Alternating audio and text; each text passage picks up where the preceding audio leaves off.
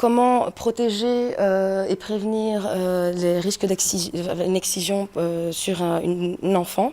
Eh bien, il y a donc en Belgique différentes dispositions en matière qui sont communautarisées en matière d'aide à la jeunesse et de protection de l'enfant. Eh bien, en communauté française, il y a le décret relatif à l'aide aux enfants victimes de maltraitance du 24 mai 2004 et le décret relatif à l'aide à la jeunesse du 4 mars 1991. Donc les mutilations génitales féminines sont une forme de maltraitance comme toute autre forme de maltraitance.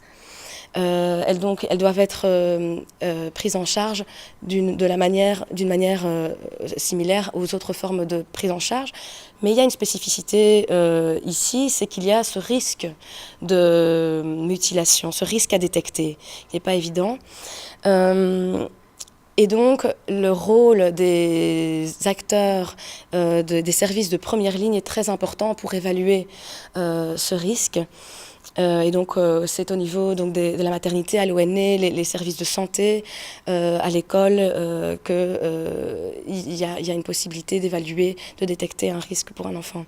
C'est vrai que les services de première ligne ont notamment un rapport peuvent avoir un rapport plus facilement de confiance avec les parents, parvenir à dialoguer avec eux.